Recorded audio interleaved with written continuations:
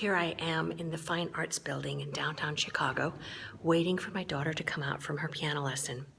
And I wanted to take a few moments just to talk a little bit about why the intuitive journey is a journey. I was just talking to a friend of mine on the phone, and she said that my previous video had really helped her because she was worried about the timing of a big project. And so I have a few things to say about divine timing.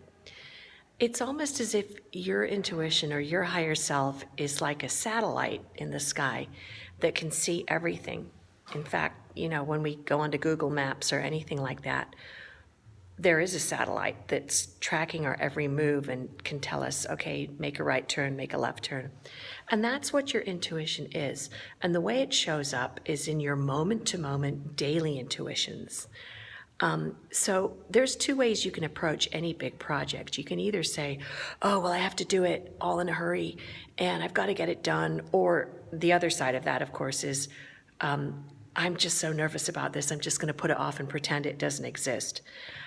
Neither of which is effective. Or you can trust that you've got this satellite in the sky, which is your higher self or God or your angels or whatever you want to call it, who knows what it is that you want, knows you want to be successful, and is sending you little impulses day by day so that you can have a beautiful life and a balanced life, and still get the project finished. And you will get it done.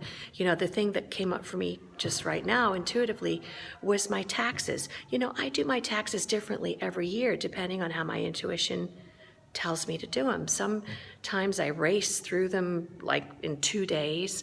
Last time I did them, I think I did it over a period of 2 weeks, and I had some 3 to 4 hour stints. And you're not going to believe this, but I actually wanted to do my taxes. I enjoy the end of year sort of reckoning. I enjoy seeing, what I've spent money on, and so it's not my favorite project, obviously, but it can be quite fun if I follow my intuition. So I just wanted to throw that in. And of course, the other thing that you need to remember is that, the old way of doing things is like visualizing the goal and then going for it and making sure that you always get what you visualize. But the new way of doing these things is to have the intention to complete your project, but realize that the universe might deliver something better. I can think of a number of examples, some of which are not my story, so I don't want to share them. But the thing that comes up for me personally is when I decided that I wanted to work with other jazz musicians. And what I visualized was a trio or a quartet. And what I have ended up in is 2 jazz bands. And this is so much better for me because it's less pressure on me.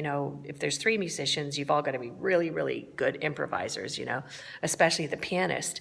But in a band, there's a lot of people improvising, so you don't need to worry as much, and I can enjoy my experience. So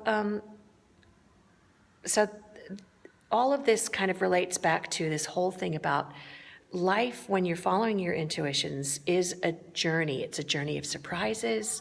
It's a journey of being open-ended, where you don't always know what kind of a day you're going to have, but you're going to trust that, you gave the instruction for your intentions. You're going to trust that your subconscious and your higher self knows, what your intentions are, and that your intuitions are going to come out just perfectly. So it's about trusting yourself moment to moment.